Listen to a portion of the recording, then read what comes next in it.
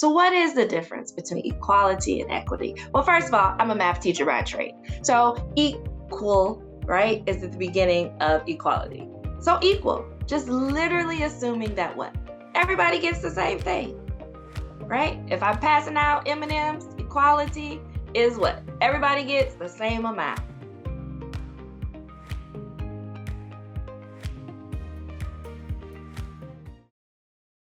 Good day, and welcome to this session, which will talk about equity in practice. So the first thing I'm going to do is ask you a question, just for you to think about. What is the difference between equality versus equity? I ask that question pretty much in every session that I do as we talk about truly the true definitions of diversity, equity, and inclusion. Diversity, purely, again, just how we can count. What are the demographics? What is the representation? Literally, just who's in the room. Most times people get that one really easily. Diversity, all the ways we're different. And then when we get to equity, most times people now are starting to get it correctly. But again, it typically is the one that most people kind of struggle with the most. So what is the difference between equality and equity? Well, first of all, I'm a math teacher by trade. So equal, right, is at the beginning of equality. So equal, just literally assuming that what? Everybody gets the same thing, right? If I'm passing out M&Ms, equality is what? Everybody gets the same amount. That is being treated in an equal fashion. Now, the difference, though, between equality and equity is, does everybody need the same thing, though? Or should everyone get the same thing? So equity is really the ability to what we like to say, meet people where they are and give them as an individual what they need. So there is an image that exists in the Google space. If you Google equality versus equity, a number of images will come up. Probably the most popular one is an image of a baseball field where there is a fence, a barrier that is prohibiting individuals of different heights from seeing the baseball field. In that image, equality is that each of the three individuals get the same size box. Now, in the image, you'll have someone who is already tall enough that actually doesn't really even need a box. There's an individual that has one box that possibly may work. And then there's an individual that the one box is not helping at all. Now, that is equal. We've given them all the same thing. And sometimes is what people will say is, what's fair? But is that truly fair? Is it fair that if I have the resources, I still have the three boxes, that if one doesn't need it, could I possibly give that box to someone else? So that the third individual, who is in this case, because of the vertical challenges, actually needs two boxes. So can I take that box and give that to the last person so that, again, that person sees? Again, that would be considered what is being treated equitably, that we've met them where they were and given them what they need. Now, the barrier, which is the fence, ideally, we would hope that we wouldn't need boxes, that the barrier wouldn't exist at all, that it doesn't matter. You don't even need any boxes, right? That you could see the game regardless because the barrier is not there. So this is where there is a conversation of really understanding, unfortunately, though, that there are systemic barriers that do exist in our world, in our society, and sometimes in our workplaces. And until we can remove the systemic barrier, then we, as inclusive leaders, need to provide supports, accommodations, and truly individual practices to help until that systemic barrier has been removed. So when we think about equity in practice, we want to think about how can we meet our employees where they are. Now you may go, oh my goodness, you either have a small company, you can have as big as a firm, 15, 20,000. How can I meet everybody where they are? Well, you need to. And how do you do that? Goes into your policies, your procedures, your handbooks, how you expect performance evaluations to be done. How do you expect conversations to be held between managers? So even if it cannot be done necessarily individually, you are thinking, what systemically can I put into place to ensure that it happens? So, some examples, right? When we think about it, we think about what? Leading. We think about, again, how do we utilize our strategy of inclusion to create those systemic areas where people can, again, be met where they are until the overall systemic barrier may not happen. So, things such as an inclusion strategy around performance development or professional development, right? How are we providing professional development for individuals? Do we have set mentoring programs for underrepresented minority groups by race? Because we may know that they may largely, particularly in the accounting profession, we know by data, they're first generation. They may be the first in their families to be in the accounting profession. So, do we have specific programming that relates to that? Mentoring for women, because we know what? That women are largely in undergraduate programs in the accounting profession, are, yes, overrepresented right now in terms of undergraduate. But as we look to our leadership, they're still what? Not equally represented at the same rates. So something systemic is happening. So is there an inclusive strategy that we can create, such as mentoring or sponsorship programs or training or executive presence training, which I don't really like that word, but sometimes that is what's said. So what does that mean? Can we train individuals along that? So professional development is an inclusive strategy, and how we carry that out, that is also what? An equitable strategy. We also know in the DEI, diversity, equity, inclusion space, what? Compensation. Compensation is an area that literally needs our equitable eye. So, can we do what we would like to be called compensation or equity pay analysis? Because over time, we know, again, research will show us that men up front, even in their offers, will most of the time counter offer and therefore start their career at a higher rate than women. Women are less likely to counter offer. I don't know if you knew that, but they are. So, can we build equitable practices? One, to either do equity pay up front analysis, meaning the offer is what the offer is, regardless of individuals, so that we make sure that it is what is equitable across the board. Or do we constantly do or have a process for doing equitable pay or equity pay analysis so we make sure those gaps are not infiltrated as we see in society in our own organization?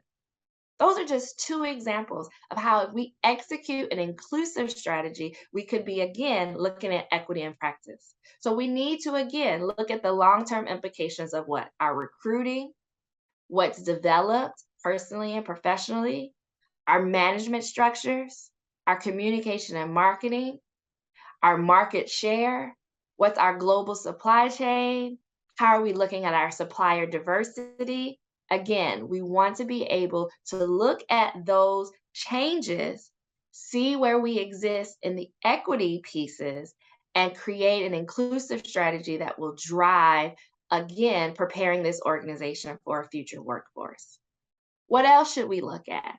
Can we engage traditional and underrepresented groups in a process of cultural change and innovation? Right? How are we making sure that they are a part of our conversations? How are we engaging them? Are we using our employee network groups or our business resource groups, as we say? These are, again, an opportunity opportunity where individuals by affinity can become a part of a group that is supported by the organization that again helps them navigate the system, as we sort of call it, so that they can again address if there are barriers in place. Right? We know in the accounting profession, again, in terms of our percentages, the percent of particularly racial minorities in partner owner positions is minimum. So possibly these employee network groups, these business resource groups do what? Create programming that talks specifically around what? Demystifying how you get to the partner level or the owner level or the principal level, right? So you would be engaging them in a traditional and underrepresented way to help them in what? Cultural change and innovation. Now, again, somebody's going to ask, is that fair? Why should they? Why should we have separate groups? Well, you could be made available to everyone, but you're having a concerted effort because you're what? Recognizing the systemic relationship that traditionally underrepresented groups are working up against in what? In the profession. It's an honest conversation. The data shows us. So, what can you do again to equitably create an environment where you're in this process of cultural change and innovation? Same. Another inclusive strategy could be serving, as I talked about, supplier diversity, but serving as a bridge to organizational sustainability with your external stakeholders.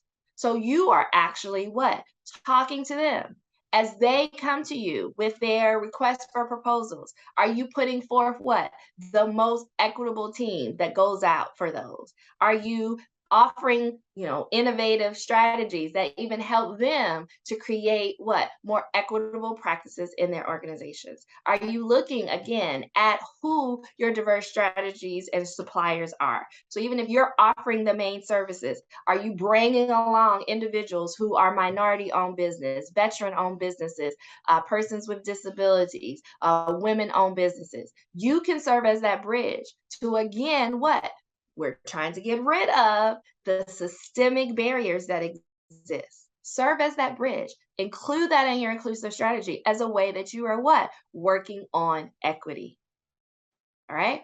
Model global best practices. There are so many leading practices across the world that here, based again in the United States, we may not be taking advantage of. Right. So if you're a global organization, of course, you may be being made by law to look at those because there are some countries that have some very equitable laws that are in place, but we may want to model those, particularly as we look at what? Parental leave, as we look at healthcare, as we look at options for development, right? So let's again look at those and lean into again that we are trying to be a model for inclusion through an equity lens. And lastly, you may want to look at what? Sustaining your competitive advantage, through inclusive excellence. So sustain the competitive advantage, right? I was talking to someone last night I was telling them, as I would go into organizations, and absolutely, there is what I consider the bare minimum, which in the diversity, equity, inclusion space is pretty much the law. Everybody on their website will have their discrimination policy. They will have, what they believe in. We will not discriminate against blah, blah, blah, blah, blah. And they have their list, right? That to me is bare minimums. It's the law.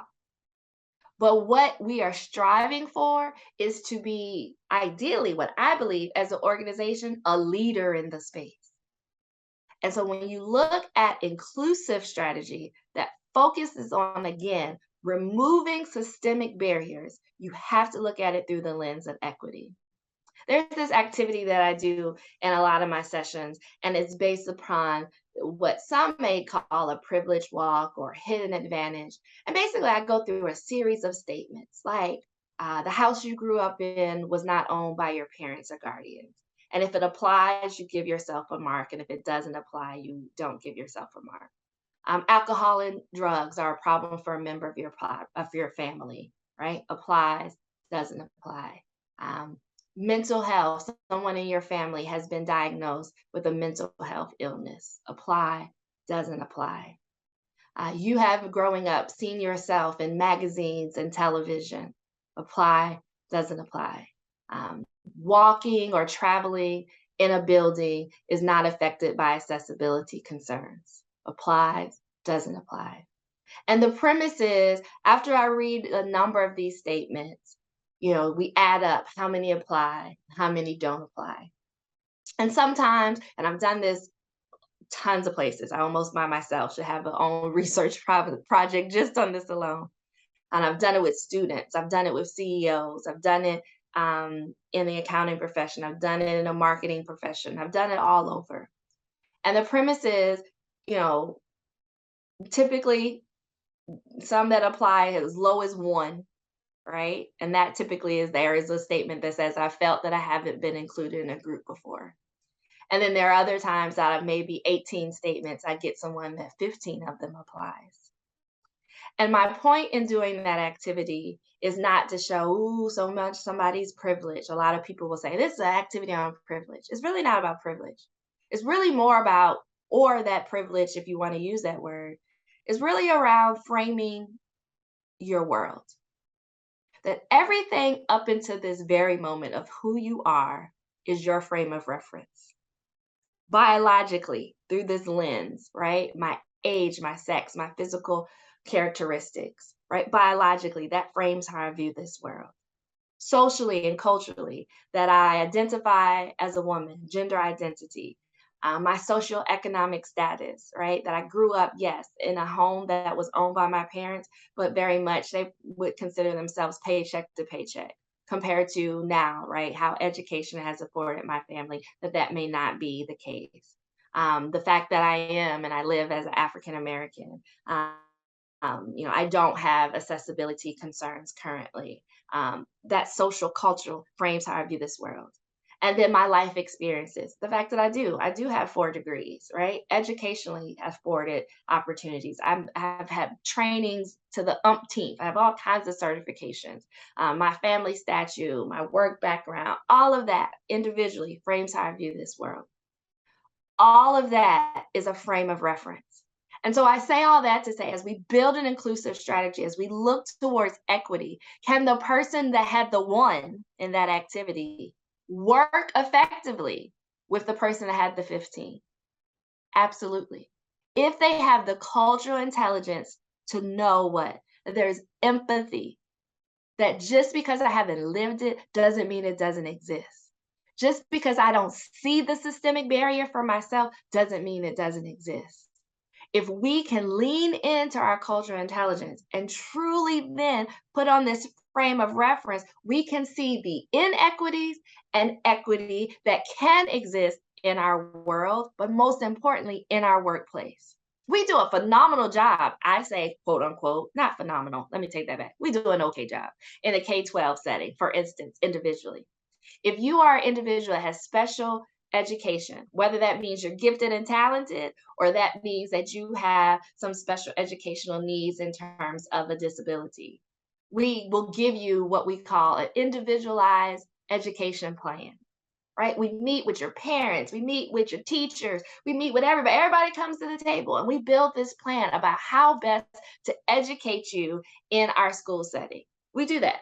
I do that. My son has an IEP. I do it every year. OMG. What if we did that for our employees? That we actually sat down and said, come to this table. What do you have? What do you need to be successful here at work? And whether that's formalized programming, whether that's just conversation, whether it's coaching, whether it's executive training, whether you name it, whatever it is. What if we did that? And we built organizations that then applied inclusive strategies across that. Then yes, we would have truly a diversity, equity, and inclusive plan. A lot of organizations are focused on diversity. How are we recruiting? I need more students. Let's work with the HBCU. All of these things. We have all of that. And some of us are focused on inclusion. Yes, we're having conversations, courageous conversations, forums. We're doing all of that. But some of us have the biggest gap is with equity.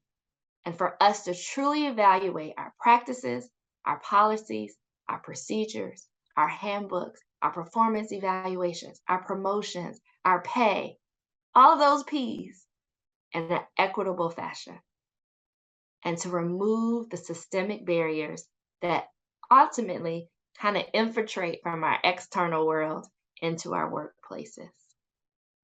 Do the work. Do the work around equity so that you make sure that we are engaging, serving as a bridge, and collaborating across our underrepresented groups. So that, again, going back to that picture I described, that they can see into the baseball field. They can see themselves becoming the CEO of your company. They can see themselves becoming a partner. They can see themselves becoming a director. They can only do that if we, again, look through our inclusive strategy and do it through an equitable eye that, again, leans into our cultural intelligence.